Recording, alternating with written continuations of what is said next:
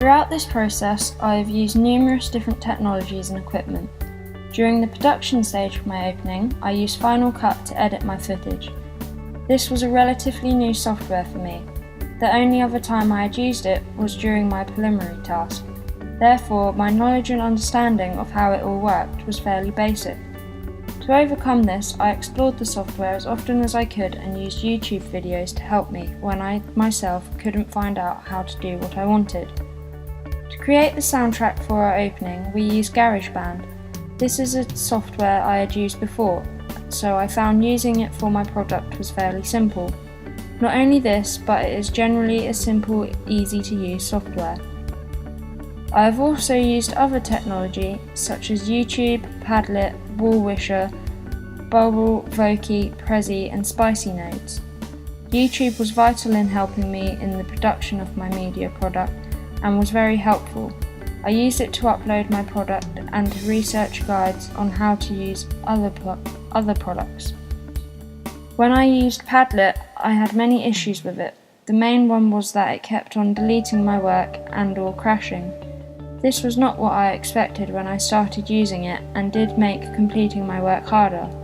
Also, I had trouble uploading pictures. Occasionally, I thought it may have been my internet connection, but I was proved wrong as I tried uploading the pictures using different internet connections and still I had the same problem. However, overall it is a good program to use for presenting. I personally found it frustrating how it kept crashing, but if it wasn't for that, it would be really quick and simple to use. I found that Vokey was a rather exciting program to use as it allowed me to be creative with the avatar and answer my questions in a new interesting way. However, a problem I did come across was I could only import a limited amount of text, which meant in order to give my full response I had to make it into 4 parts. Vokey is good for short messages and announcements because there's only a limited text you can import. However, for longer products it's not as useful. It would perhaps be useful for someone giving an interactive presentation who wanted to change the way the information was being received by others, i.e. receiving it acoustically rather than visually. I found Bubble and Spicy Notes were very similar technologies that are fairly basic to use. These are good mind mapping programs that would have been useful to use in the planning stage of my product. I was able to use them for presenting my evaluation questions, however I found it hard to fully express myself using them as they are more suited to note-based responses. I looked at using Word It Out and Glyphy, a flowchart creator, but these didn't allow me to express myself fully enough to answer or present my questions in a way that I was happy with. I have also been using eBlog, which is a new technology for me. My blog started off fairly basic, but I soon worked out how to change the layout, texts, titles and theme.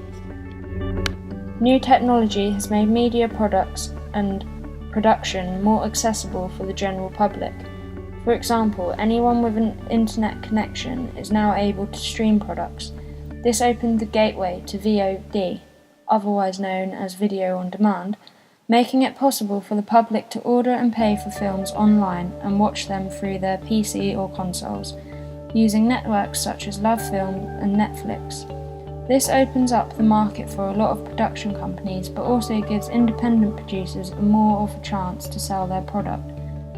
As I mentioned earlier, I learnt to use all of the different technologies by simply exploring them as much as I could and playing around with the different parts of each program. When I did run into problems with them, I turned to YouTube to show me how to do it.